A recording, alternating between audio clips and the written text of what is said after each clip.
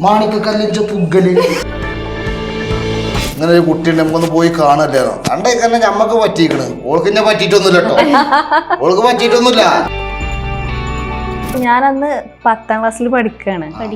പൊതുവെ ഞങ്ങളെ മലപ്പുറം ജില്ല അങ്ങനെയാണ്. അങ്ങനെ അന്നത്തെ കാലത്ത് എത്ര കാലം ചെറുക്കന്മാരുണ്ട്, നല്ല ജോലിയും കാര്യങ്ങളുള്ള ചെറുക്കന്മാർക്ക് പെണ്ണ് കിട്ടാല്ല. ഇന്നേ വരെ ഒരൊറ്റ മനസ്സ് നേരിട്ട് വേണ്ട വന്നാണ്ട് ഇജ്ജ് അങ്ങനത്തോനല്ലേ ഇങ്ങനത്തോനല്ലേ എന്ന് പറഞ്ഞിട്ടില്ല. ഒരുത്തം പെട്ടില്ല, ഒരുത്തന്നെ 2-3 ആൾക്കാർ പെട്ടിരുന്നു. നമ്മളെന്നെ കേസ് കൊടുത്തു. ലവ് മാരേജ് ആണോ? അല്ല, പിന്നെ പ്രേമിച്ച് ലവ് മാരേജ് ചെയ്യാനൊക്കെ നല്ല പൂതിയാണ്. പക്ഷെ എന്റെ പിമ്മി ഞാൻ അയച്ചിട്ടില്ല. അവസാനം അളിയാക്ക കണ്ടെത്തിയ മാണിക്കക്കല്ലാണിത്. ഇത് വരെ കുഴപ്പമില്ല, അങ്ങനെ പോണുണ്ട്. ഇക്കാ ഇന്ന് മാണിക്കക്കല്ല് വിളിച്ചേ മാണിക്കല്ലിഞ്ച പുggല് ഞാനും ഓക്കെ. നമുക്ക് ലവ് സ്റ്റോറി ആയിട്ട് ഒന്നും ഇല്ലല്ലേ, അറേഞ്ച്ഡ്. അപ്പൊ ആ ഒരു സ്റ്റോറി കേട്ടാലോ അപ്പം അല്ലെ? എങ്ങനെയാണ് നമ്മുടെ ജെസ്സിയെ കിട്ടിയത്? ജെസ്സിനെ കിട്ടിയെന്ന് പറഞ്ഞാൽ നമ്മള് ഗൾഫിലായിരുന്നു. പിന്നെ ഗൾഫിൽ നിന്ന് വന്ന് നേരെ ഒരു 22ാം വയസ്സിലല്ലേ, 18ാം വയസ്സിലന്ന് പോയിക്കണ്. അന്ന് നമ്മളെ ഈ മലപ്പുറത്താർക്കൊക്കെ ഒരു ഉംറടി ഉണ്ട്. കാരണം വിസ അടിച്ചൂലല്ലോ. വിസ അടിച്ചാണെങ്കിൽ 22 വയസ്സാവും. അങ്ങനെ ഉംറ അടിച്ചാണ്ട് പോയാണ്ട് അവിടെ പിന്നെ പോലീസുമാർക്കൊന്നും പിടുത്തം കൊടുക്കാതെ അവിടെ നിൽക്കും. അങ്ങനെ ഒരു 3-4 കൊല്ലം നിന്ന് വന്ന് നേരെ പിന്നെ ഗൾഫിൽ നിന്ന് വന്ന സ്ഥിതിക്ക് പിന്നെ പെണ്ണുവാണല്ലോ. അപ്പൊ പെരക്കാര് പറഞ്ഞു ഇവിടെ ഒന്നുണ്ട്. 2 ഞാൻ ആകെ പോയി നോക്കിയിട്ട് 3ാമത്തതാണ് ഇവള്. അതിന്റെ പിന്നെ ഉമ്മാന്റെ അൻസത്തിന്റെ മാപ്പിളയാണ്. ഇങ്ങനെ ഒരു കുട്ടി നമുക്കൊന്ന് പോയി കാണല്ലേ കണ്ടേ തന്നെ ഞമ്മക്ക് പറ്റിക്കണ് ഓൾക്ക് എന്നെ പറ്റിയിട്ടൊന്നുമില്ല കേട്ടോ ഓൾക്ക് പറ്റിയിട്ടൊന്നുമില്ല. ആണോ? അങ്ങനെയാണോ? അങ്ങനെയല്ല, ഓള് കൊറേ കല്യാണത്തൊന്നും ഒഴിവാകാൻ നോക്കിയിട്ടുണ്ട്. അത് സത്യാണ്. പക്ഷെ അതെന്താന്ന് വെച്ചാല് ഞാനന്ന് 10ാം ക്ലാസ്സിൽ പഠിക്കാണ്. അപ്പൊ എനിക്ക് കല്യാണേ വേണ്ടെന്നുള്ള ഒരു ഇതായിരുന്നു.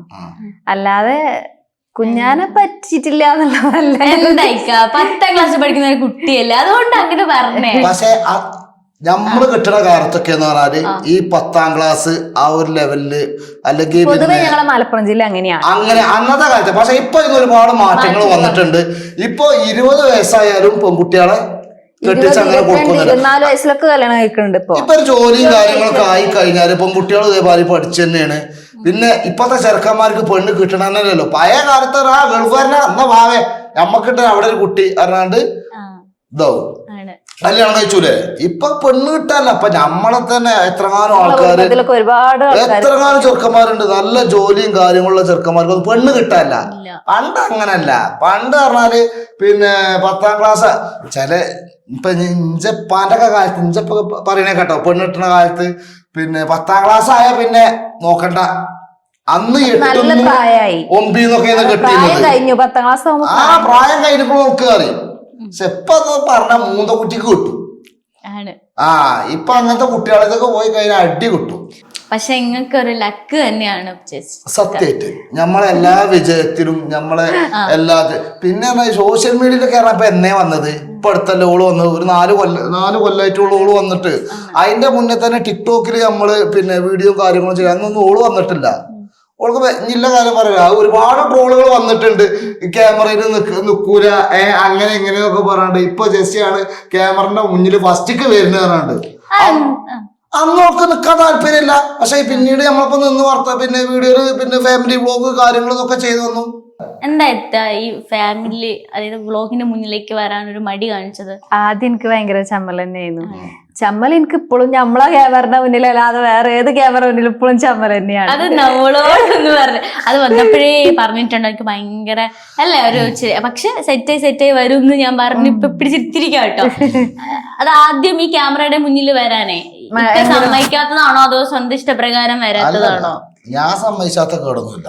എനിക്ക് ആദ്യം ഭയങ്കര ടെൻഷൻ ആയിരുന്നു ഈ കമന്റുകളൊക്കെ കാണുമ്പോ. ഭയങ്കര ടെൻഷൻ പറഞ്ഞാൽ ഒരു നെഗറ്റീവ് കമന്റ് കണ്ടാൽ ഞാൻ ഡൗൺ ആവും. പക്ഷെ കുഞ്ഞാന്റെ ക്യാരക്ടർ പറഞ്ഞാൽ അതിനെന്താ പോലും പറഞ്ഞോട്ടെ.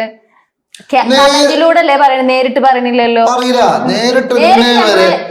ഇന്നേ വരെ ഒരൊറ്റ മനസ്സ് നേരിട്ട് കണ്ട് വന്നാണ്ട് ഇജ്ജ് അങ്ങനത്തോനല്ലേ ഇങ്ങനത്തോനല്ലേ എന്ന് പറഞ്ഞിട്ടില്ല. പക്ഷെ വേറൊരു കാര്യമുണ്ട്. ഏതാളും ഞങ്ങൾ എവിടെ പോയാലും ഫോട്ടോ എടുക്കാനും കുഞ്ഞാക്കാർ മണ്ടി വന്നു കണ്ട് നമ്മളെത്തേക്ക് വരും. അപ്പൊ ഞാൻ അങ്ങനെ ചോദിച്ചു തമാശ, ഇജ്ജ് തെറി കമന്റ് ഇട്ട ആളല്ലേ അറിയും, ഇടലൊക്കെ ഉണ്ട് അറിയും, നിങ്ങൾക്ക് വല്ല ഇടണം, അതാണ് ഇജ്ജ വിജയം പറയും ചിലവരോടിയാണ്. ഈ നെഗറ്റീവ് കമന്റ് ഇടുന്നവർ തന്നെ വന്ന് സെൽഫി എടുക്കുമ്പോൾ ഭയങ്കര ഇഷ്ടം പോലെ ആൾക്കാര് നെഗറ്റീവ് പറയണവരാണ് നമ്മളടുത്തേക്ക് വരുന്നത്. പിന്നെ പറഞ്ഞാൽ ചില കമന്റുകൾ നമ്മളെ ഇവിടെ തട്ടണം, ഇവിടെ തട്ടും. അത് ഇല്ലാത്ത കാര്യം നമ്മൾ പറയില്ല. അല്ലാതെ ഓർക്ക് പറയാ ഈ ചളി വീഡിയോ ബോറ് വീഡിയോ ഏതാ അങ്ങോട്ടും ഇങ്ങോട്ട്. പക്ഷെ നമ്മളെ പെരക്കാരെ നമ്മളതോ വേണ്ടാത്ത കാര്യങ്ങൾ പറഞ്ഞാൽ നമ്മളതിന് പോയിട്ടുണ്ട്, തിരിച്ചു പറയും.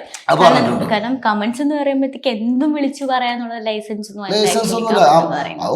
ഒരുത്തൻ പെട്ടില്ലേ, ഒരുത്തന്നെ 2-3 ആൾക്കാർ പെട്ടിക്കണം, നമ്മൾ തന്നെ കേസ് കൊടുത്തിട്ടുണ്ട്.